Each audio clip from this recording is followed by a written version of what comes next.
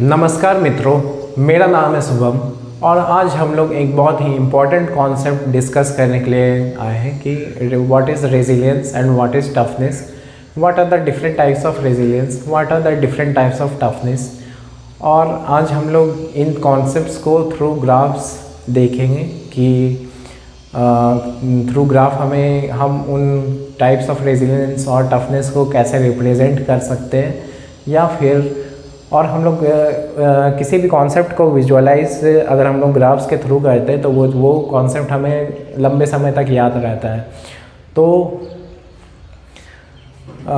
एक एक करके हम लोग देखेंगे कि रेजिलियंस क्या होता है, टफनेस क्या होता है, टाइप्स ऑफ रेजिलियंस, टफनेस क्या होता है।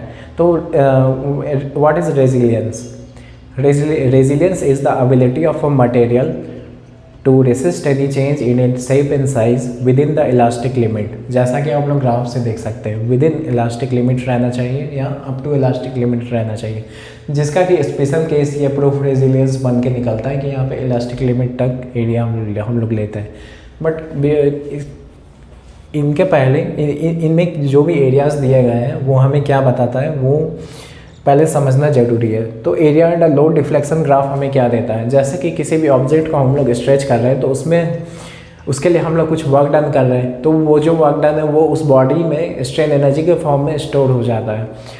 तो वही चीज़ यहाँ पे लिखा हुआ है कि area under load deflection graph gives us strain energy, और area under stress strain graph हमें क्या बताता है? वो हमें स्ट्रेन एनर्जी डेंसिटी बताता है या फिर strain energy per unit volume.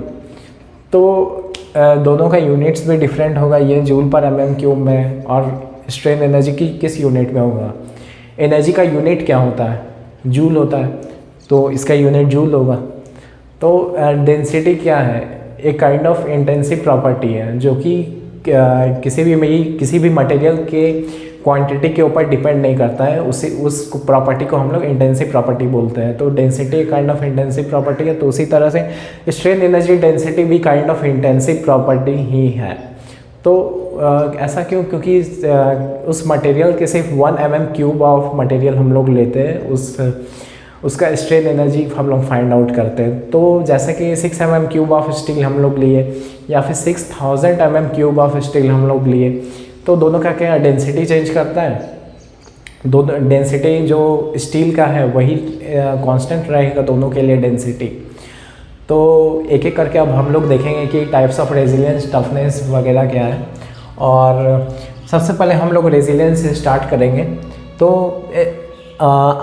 एक चीज़ आप ऑब्जर्व करना इसमें कि ये जो रेजिलियंस, प्रूफ रेजिलियंस और टफनेस है, ये तीनों ग्राफ्स किसके ऊपर रिप्रेजेंट है? इन तीनों ग्राफ्स और इन दोनों ग्राफ्स के बीच में क्या डिफरेंस है? क्योंकि ये तीनों एक अलग कैटेगरी के ग्राफ्स हैं और ये दोनों एक अलग कैटेगरी के ग्राफ्स हैं। तो दोनों में क्या डिफरेंस आपको देखने को मिल रहा है? ये तीनों जो ग्राफ्स हैं ये तीनों लोड डिफ्लेक्शन ग्राफ्स हैं, load deflection graphs. On the other hand ये दोनों जो ग्राफ्स हैं ये दोनों स्ट्रेस स्ट्रेन ग्राफ्स हैं। ठीक है, तो ये अभी हमने देखा कि area under load deflection graph हमें क्या देता है? स्ट्रेन एनर्जी देता है। तो ये तीनों के अंडर में जो एरिया है वो हमें क्या देगा? टाइप ऑफ स्ट्रेन एनर्जी ही देगा। तो रेजिलियंस क्या हो गया? टाइप ऑफ स्ट्रेन एनर्जी हो गया। प्रूफ रेजिलियंस क्या हो गया? टाइप ऑफ स्ट्रेन एनर्जी हो गया। टफनेस क्या हो गया? टाइप ऑफ स्ट्रेन एनर्जी ही हो गया। और ये दोनों क्या हो गया? Type of strain energy per unit volume हो गया या फिर स्ट्रेन एनर्जी डेंसिटी हो गया। तो रेजिलियंस को अब हम लोग कॉन्सेप्चुअली समझेंगे ग्राफ के थ्रू कि रेजिलियंस क्या होता है। तो जैसे कि मान लो कि किसी भी ऑब्जेक्ट को हम लोग स्ट्रेच कर रहे हैं इस point with in elastic limit तक ही हम लोग उसको स्ट्रेच किए। इलास्टिक लिमिट क्या होता है?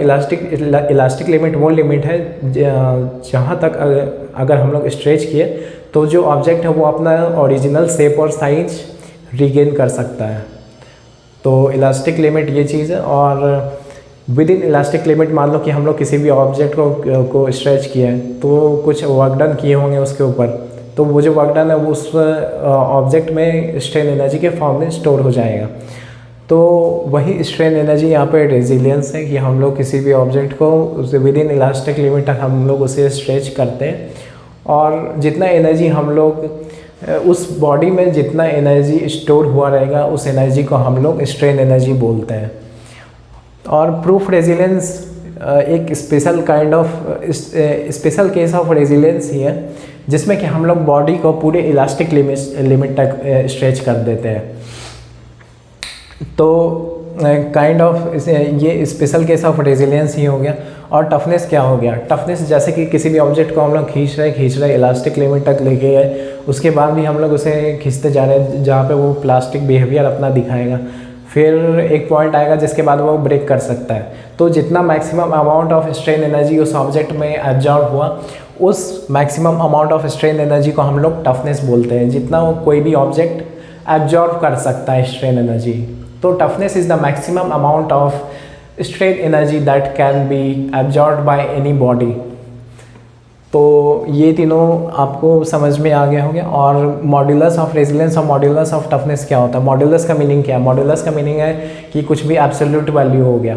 तो एब्सोल्यूट वैल्यूज़ क्या होता है? जो कि कांस्टेंट होते हैं, किसी भी वेरिएशंस के साथ चेंज नहीं करते हैं, तो उन्हें हम लोग एब्सोल्यूट मान सकते हैं। तो जो एरियाज़ अंडर दिस ग्राफ्स हैं ये कभी भी चेंज नहीं करते हैं किसी भी वेरिएशन के साथ। मान लो कि हम लोग type of load he change किया, तो यहाँ पे जैसे कि ग्रेजुअल लोड हम लोगों ने लगाया है, तो ग्रेजुअल लोड के बदले में हम लोग सडन या फिर इम्पैक्ट लोड भी लगा सकते हैं। तो इसके अंडर में जो एरियाज़ हैं और ये जो ग्राफ है ये चेंज कर जाएगा इसके वजह से। अगर मान लो कि हम लोगों ने type of load he change कर दिया तो ये तीनों ग्राफ चेंज कर सकते हैं, लेकिन ये दोनों ग्राफ्स कभी भी चेंज नहीं करेंगे। और जो भी एरियाज़ इनके अंडर में वो कभी भी किसी भी कंडीशन में चेंज नहीं करेंगे। और भी टाइप ऑफ वेरिएशंस है जिसमें ये तीनों ग्राफ्स चेंज करेंगे, बट ये दोनों ग्राफ्स कभी भी चेंज नहीं करेंगे, क्योंकि ये दोनों क्या है, ये दोनों किसी भी मटेरियल के प्रॉपर्टीज़ है। जैसे कि स्टील का ही स्ट्रेस स्ट्रेन ग्राफ हो गया, तो वो उसका एक अपना जो भी एरिया होता है, जो भी उसका अपना शेप होता है, वो हमेशा कांस्टेंट ही रहता है। तो कुछ भी हम लोग वेरिएशन करते हैं तो उसका इफ़ेक्ट उस स्ट्रेस स्ट्रेन ग्राफ पे नहीं पड़ता है। लेकिन जैसे कि लोड डिफ्लेक्शन ग्राफ्स हो गया, तो इसमें हमें जो भी एरियाज़ हैं या फिर और भी टाइप ऑफ वेरिएशन है तो वो हमें देखने को मिल सकता है। तो आई होप ये सारे ग्राफ्स आपको समझ में आ गए होंगे। और प्रूफ रेजिलियंस और मॉड्यूलस ऑफ रेजिलियंस का यहाँ पे फार्मूलाज है लिखा हुआ। तो मॉड्यूलस ऑफ रेजिलियंस क्या है? The kind of strain energy, ये क्या है? स्ट्रेन एनर्जी डेंसिटी ही है। इसके अंडर में जो एरिया है वही हमें मॉड्यूलस ऑफ रेजिलियंस दिखा रहा है। और इसके अंडर में जो एरिया है वो क्या होता है? स्ट्रेन एनर्जी डेंसिटी होता है। तो modulus of resilience equal to strain energy density. तो strain energy density equal to area under stress strain graph.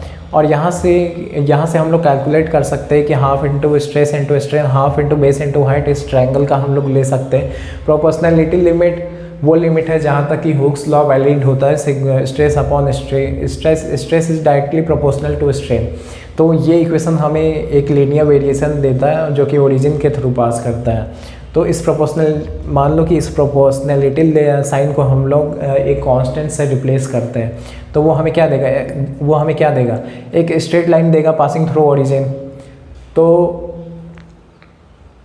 वही चीज़ यहाँ पे लिखा हुआ है कि half into base into height इस ट्रायंगल का ले लिए, और जो भी स्ट्रेन है उसे हम लोग स्ट्रेस के टर्म्स में कन्वर्ट कर दिए, तो सिग्मा अपॉन ई हो गया।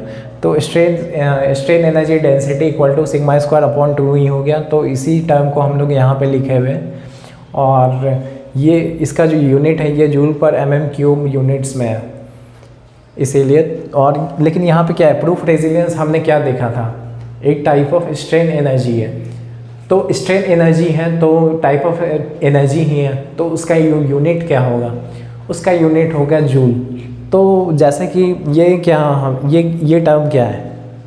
Sigma square upon 2e strain energy density ही है।